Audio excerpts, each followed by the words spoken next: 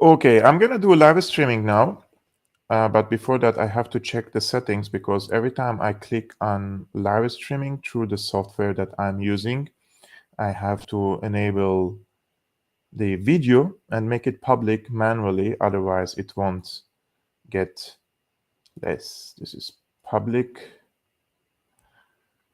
Syriana analysis live streaming. I just have to change a few settings here before I start this live stream, which will be about, it seems that Israel and Saudi Arabia are becoming closer to each other, and also Turkey and Israel are becoming closer to each other. And for that, I wanted to make this video, and I will address the so-called rapprochement, or probably peace deals between Israel and Saudi Arabia, in addition to the rapprochement between Turkey and Israel. So, okay, Israel, Turkey, and Saudi Arabia are getting closer. Okay.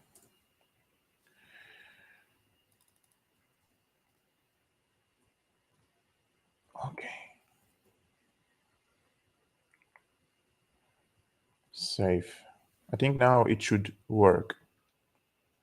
I just want to check the live stream just for me to know, to be sure that it's public, and then we'll start.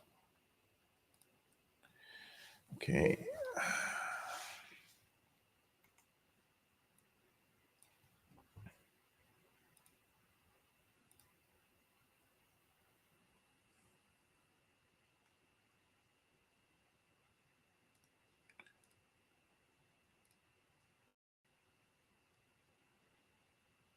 So I think I'm live now. There are 4 people watching this video at this particular moment.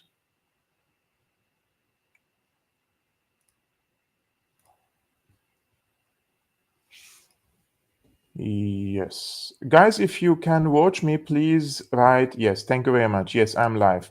Perfect. Do you hear me well? Can you please somebody write me that if you hear my voice well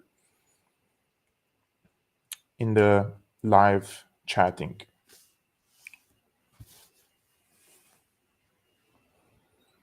I'm waiting for you just to write me that if you hear me well, and I will start this video. Sound is good? Okay, perfect.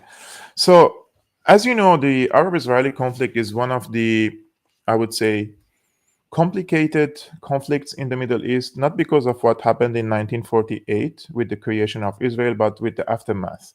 There were several countries involved in this conflict, but most notably between 1948 and 1973, most of the Arab countries were involved in this conflict, and most of the Arab countries participated in one shape or form against the Israeli occupation of Palestine. However, 2 major big wars happened after the 1948 wars, right? One was in the 1967, and the Arab countries lost the war for Israel, and they lost largest swath of their territories. And then it was the 1973 war, which Syria and Egypt tried to capture the territories that Israel occupied from them. Syria managed to liberate some of the territories, but not the Golan Heights. And Egypt, this was the important point that I want to start from it. So 1973 war, the war was over, and Egypt, under the leadership of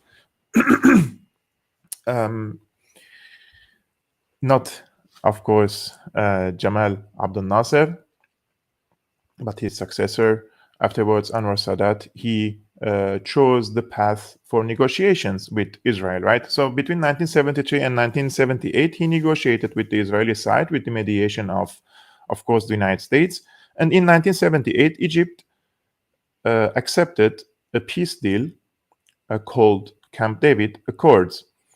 Between 1978 and 1994, no other Arab country tried to make a peace deal with Israel, right? But in 1994, Jordan jumped the wagon of the negotiated settlement with Israel and accepted a peace deal called Wadi Araba. Again, since 1994, no Arab country officially signed a peace deal with Israel, right? Until 2020. In 2020, in my opinion, was very important under the leadership of Trump. He mediated between several Arab countries to strike a deal, and those were the Abraham Accords. The parties who were part of this agreement were the United Arab Emirates, Bahrain, Morocco. But the bigger question here was, where is Saudi Arabia from this? Because we all know that Saudi Arabia was the leading force in among the Arab countries, and Saudi Arabia was not present, I would say, directly in this regard. However, some analysts in the region argued that in order for Saudi Arabia to jump the wagon of negotiations, public negotiations, and sign a peace treaty with Israel, there should be a phase that other countries, smaller countries or less influential countries such as the United Arab Emirates, Bahrain, and Morocco, and these three countries already, I would say, revolve in under the umbrella of Saudi Arabia in terms of foreign policy. So these countries should have first signed on a deal, and then Saudi Arabia jumps the wagon. And this was an argument made by many Middle East analysts, including myself, that I was quite confident that after United Arab Emirates, Bahrain, and Morocco, Saudi Arabia will seek for a peace deal with Israel. And this is what's happening nowadays. I will share with you this article today in the Jerusalem Post. They are talking about the Israeli-Saudi normalization of relations. So this is the article. Israeli-Saudi normalization can happen soon, Lapid predicts. Lapid is the former prime minister, and now we have Netanyahu, right?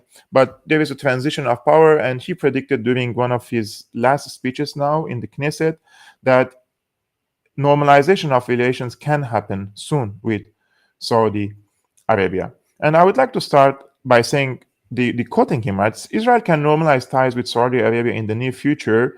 Outgoing Prime Minister Yair Lapid told the Knesset as he urged his successor Benjamin Netanyahu to follow on the groundwork his government had laid for such a deal. I quote, "We started a dialogue with the Saudis to allow, in its first phase, for Israeli planes, this is, there is a spelling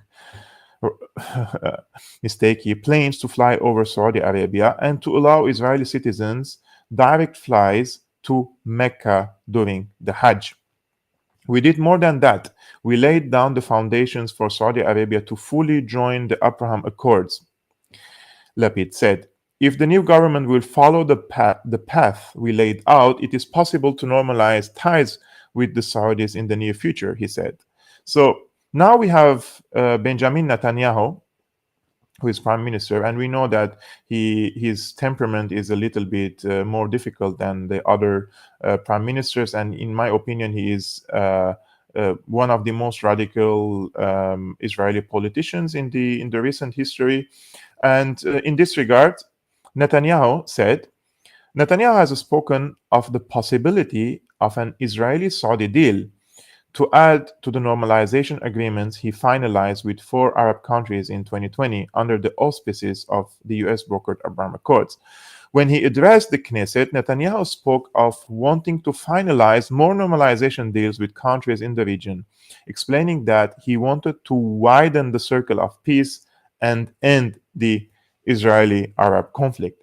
Lapid said that his government had strengthened Israel's ties with Abraham Accord countries, particularly the UAE, Bahrain, and Morocco, where embassies had opened. So, as you can see, apparently, Netanyahu doesn't mind striking a deal with the Saudis. In my opinion, if Saudi Arabia and Israel strike a deal, and Saudi Arabia joins the Abraham Accords, I think the situation in the Middle East will change drastically in terms of how the the regional powers, and especially the United States, and who is the United States trying to support in the region, right? In regards to Iran. This is, in my opinion, one of the most important things. If Israel and Iran get closer, I think the nuclear deal will be dead, because what Iran is trying to do through the nuclear deal is to have a stronger presence in the region, stronger influence, and trying to bargain the nuclear deal, right? The nuclear program of Iran, in return to good relations with the European Union, good relations with the Saudis, and also to have a stronger influence in the region. So the Saudis and the Israelis aren't happy. They don't want this deal to happen. And in my opinion, as much as the Americans push for the nuclear deal, or those who are interested, let's say, in the American administrations to strike a deal with Iran, the closer the Israelis and the Saudis will get in this regard. Unfortunately, the Saudis and up until this moment aren't able to accept Iran as a regional power. They are still in a confrontational situation. And the same thing applies for Iran. Although after Mohammed bin Salman's reign, I think the tensions were a little bit diminished, but still it's there, right?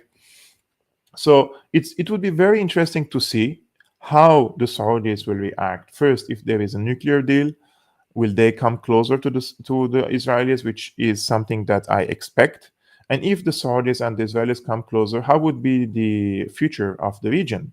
And what would be the future of the Palestinian rights to have a state, the refugees, their right to return to Palestine? These are all guaranteed by the UN Security Council resolutions, right? And what would be the situation of countries who are still in conflict with Israel, such as Syria, for example, who still has to deal with the situation of the Golan Heights that is occupied by the Israeli side since 1967? And in this regard, by the way, you know what Netanyahu said? I'm going to bring you the translation of recent statements of Netanyahu. And this was something that was shared on a friend's page, Camille Otrakci. So these are two tweets, by the way, made by Benjamin Netanyahu on the 28th of December, so only yesterday. So what he says, his government will work to recognize the Golan Heights as a strategic region of land with wide development potential, and will create a momentum of settlement, development, and promotion of entrepreneurship, while preserving the values of nature, people, and the environment that are unique to the Golan. So if you see it, looks so beautiful, right? This guy really, he cares about developing the region. At the same time, he wants to preserve nature in this region. But the Golan Heights belong to Syria. And the UN Security Council resolutions 242, 337, or 8, they all state clearly that the Golan belong to Syria. So Netanyahu, after winning this election, he is challenging international law and says, look, I'm going to make the Golan Heights. They already signed it. I think it was in 1982.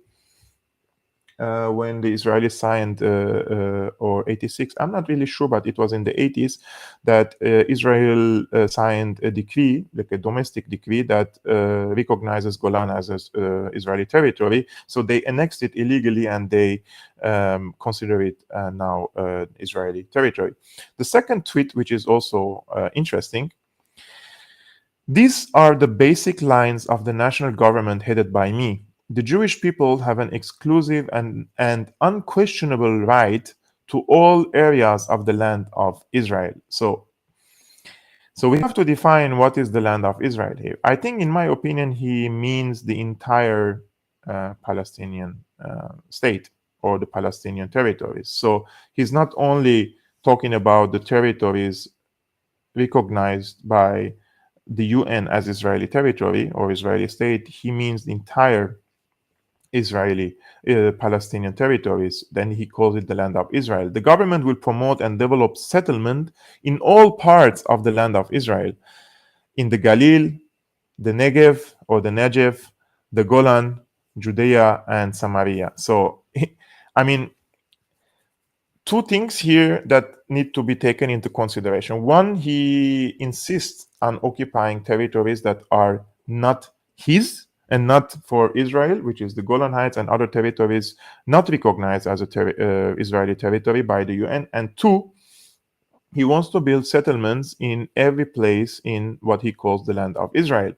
And that means also against international law, because all, I mean, and we're not only talking about the UN here, even the United States and and the European Union, despite their complete bias in favor of Israel, they consider these settlements illegal. But he's challenging it. Imagine if this statement was made by another leader, or this tweet was made by another leader in the world. They would have accused him of being genocidal. They would have accused him of perpetrating ethnic cleansing. They would have accused him lots of things, right?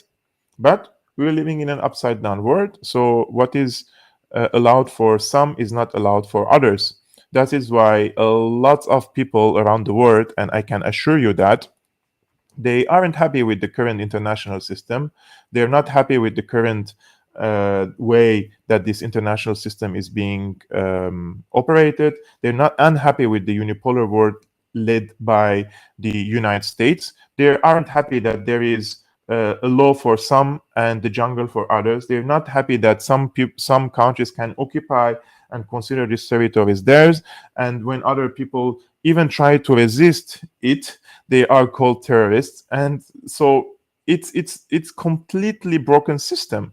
So I remember one of the speeches of Assad recently, who said, he said, some people naively say that Russia invaded Ukraine and this is against international law. And he said, if there is international law, or the presence of the international law, the value of international law comes when there is a party that is able to enforce this international law on other countries, right? But when there is no actor who is able to enforce international law and follow the application of international law, when there is no court who is fair for everyone, for all the states, then what's the value of international law? If there is international law that cannot be applied on the United States for occupying Iraq, destroying the cradle of civilization, Syria, occupying Libya indirectly, bombing Somalia, making famine here and there, starving people, choking people. I mean, millions of people died in the course of the American wars since World War II. And if there is no transparency, if there is no, if nobody will take hold the United States responsible for its actions, then what is the use of international law? Yes, the Russian side, they don't have a legal right under international law to invade other country, although they have their own concerns, security concerns, right? Because we spoke about it a lot, why the Ukraine is very important and why the United States was investing in Ukraine in order to pose a security threat for Russia. So it wasn't unprovoked attack, the least to say, right? But all the world is now outraged because Russia is in on Ukrainian territories. But when Benjamin Netanyahu occupies other people's land, or Israel occupies other people's land, and the United States does the same, it's fine. Now, another news that I was reading today is Israel also is trying to reconcile, apparently, with Turkey. And this is also another important point, I think, in the region that deserves to be addressed. And this is also from the Jerusalem Post. And please bear in mind, the author, or the author of the article, he is pro-Israeli. So we're reading this article, we know he is pro-Israeli, so we have to take it, we have to understand it from his point of view and criticize it, right? So from our side, we don't take everything as granted. Turkey and Israel had very bad relations during the last decade. And only over the last year and a half have those ties shifted. This was very much a decision by Turkey and its ruling AKP party. Ankara's leadership is close to the Muslim Brotherhood and backs Hamas, and they systematically destroyed relations with Israel over the last decade. Netanyahu knows Turkey's policies well and has long experience dealing with Ankara's threats and its previous reconciliation. There are a few things here. First, relations were not very bad between Turkey and Israel in the past decade. Yes, there were tensions, diplomatic tensions, and uh, decreasing the level of representation on the diplomatic level, etc. But trade-wise, for example, relations were very good. In the sector of tourism, the relations were very good. And even, in my opinion, on the security level, both Turkey and Israel, they had a shared common goal, for example, in Syria. Although the author says that Ankara's leadership is close to the Muslim Brotherhood. I mean, as if Israel didn't support the Muslim Brotherhood in Syria. I mean, the Israeli side was embedded with the Muslim Brotherhood side in Syria, on the Islamist side in Syria, and they were supporting them. They were giving them cash money in southern Syria, near the Golan Heights, including more radical groups than the Muslim Brotherhood, right? Including Jabhat al-Nusra and ISIS. And these were all established facts in the past years. So saying that because Turkey was supporting Muslim Brotherhood was some sort of an issue, I don't think so. I think Israel prefers a Muslim Brotherhood government in Syria, just like Israel preferred the Muslim Brotherhood government in Egypt, because when you divide the region onto sectarian and ethnic and religious basis, because the Muslim Brotherhood is an Islamic group, and they always try to create an Islamic state based on Islamic Sharia laws, this will give also the perfect excuse and pretext for Israel to declare itself a state for only the Jewish people, right? So I don't really believe that the Turkish side and the Israeli side were on very bad terms in this regard. During the Syrian civil war, of course, it wasn't a civil war. During the regime change war in Syria, Turkey became more embroiled in conflicts. It backed extremists and began to confront Greece, Egypt, and the Gulf states, as if Israel didn't do that in Syria. I mean, the Wall Street Journal article which revealed that Israel was giving cash money to the Islamists in southern Syria. Anyways, when Israel and the UAE were heading toward the Abraham Accords, Turkey threatened to break ties with the UAE to prevent the accords. It wanted to isolate Israel. This is, in my opinion, again, it's not accurate, because Turkey has already normalized relations with Israel since 1948. I mean, this is just a theater from the Turkish side. They were threatening the UAE, Bahrain, and other countries who were normalizing relations with Israel. But at the same time, Turkey normalized relations with Israel since 1948. So the hypocrisy of Erdogan's Turkey is just unbelievable. Ankara also wanted to prevent energy deals between Israel, Cyprus, and Greece. Ankara was angered by the US moving the embassy to Jerusalem. All of this led to increased tensions in 2019 and 2020. So, what happened to these tensions? If Turkey was very angry on the US moving its embassy to Jerusalem, why is now Erdogan normalizing again relations with Israel if these um, acts or behaviors that angered him aren't solved yet, right? This had the result of Ankara working with Russia on deals for the S-400 and being expelled from the F-35 program. When Ankara saw it couldn't isolate Israel and it saw that Trump would lose the 2020 election, it began to pivot back toward reconciliation. Yes, this is partially true. What was the consideration behind Ankara's choice to reconcile? Ankara's decision to reconcile had several elements. It wants support from pro Israel voices in Washington. True. In the past, Turkey has worked with Jewish organizations to try to influence the US for the US. For instance, it used to lobby to get people to deny the Armenian genocide, and it would try to influence pro Israel voices to go to bat for it in this bizarre cause. This is very important issue. And if you check the Armenian lobby work in the past decades in the United States and attempts to force or lobby the American administrations to recognize the Armenian genocide, the Turkish side was always allied with AIPAC and other Israeli lobbies there, and they were allied with them And the Israeli lobbies were also working against the recognition of the Armenian genocide, a very interesting case that needs to be also said and probably also addressed on a different video. Ankara sought to turn to pro-Israel voices in 2020, claiming it could work with Israel on energy deals and that it might even reduce ties to Hamas. For Ankara, the real prize was to have Netanyahu out of office. It hinted that reconciliation could come once he left power. The opportunity came in 2019, but then there was the pandemic and endless election in Israel. When Israel's finally had a new government in June 2021, Ankara made its move. By August 2022, the reconciliation was full tilt. Normalization occurred and ambassadors were appointed. Defense Minister Benny Gantz visited Turkey in October. Israel's President Isaac Herzog went to Turkey in March. In May, Turkish Foreign Minister had to come to Israel. Israel's Prime Minister Yair Lapid met with Erdogan in September. So the normalization has happened and the ties have been restored. For some in Israel, the reconciliation is good because they view Turkey as a strong country that was a historic partner. Ankara has also hinted that it shares Israel's concerns about Iran's role in Syria and Iraq. However, Turkey also trades with Iran and does deals with Russia and Iran. Nevertheless, for some policy analysts, Turkey is very important and it's preferable to have it having ties with Israel as opposed to working against Israel. In this view, Israel and Turkey can work on some issues together and compartmentalize. This is like they divide their relations.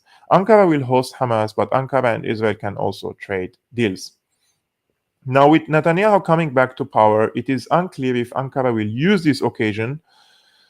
This website keeps refreshing itself. Now, with Netanyahu coming back to power, it is unclear if Ankara will use this occasion to harm the normalization and reconciliation, or whether it will adopt a wait and see approach. Turkey has upcoming election, and it may wager that inflaming problems with Israel could help it at home. On the other hand, it also has other problems in Europe, and it is working with Russia to reconcile with the Syrian government. It may not be able to do all these policies at the same time. With Netanyahu back in power, Turkey's leadership will be dealing with a known quantity.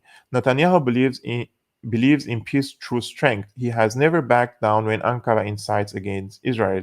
He has supported Kurdish issues and has always been willing to stand up to Turkey when it is necessary. Ankara knows this and will have to weigh whether it's worth creating a crisis or whether it is better to continue the present course.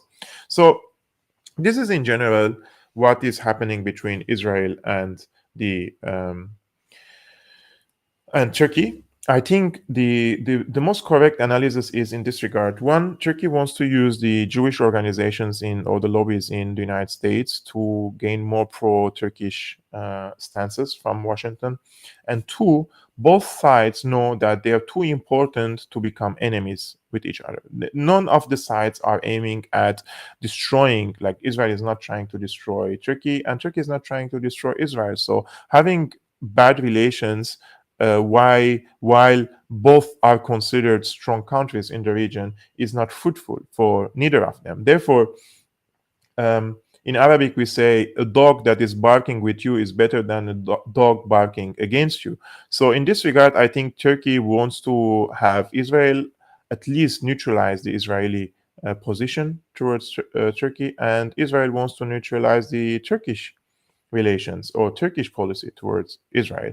And even if Turkey is hosting Hamas officials in Turkey, I don't think that's a big deal for Israel, because the bigger deal for Israel is if there is a tangible support for Hamas. And Turkey is not presenting tangible support for Hamas. It's paying probably the salaries of some of their senior officials who already reside in Turkey or in Qatar, and Qatar for also paying the salaries of these officials who reside already outside of Palestine. The real problem for Israel is those who supply Hamas with tangible aid.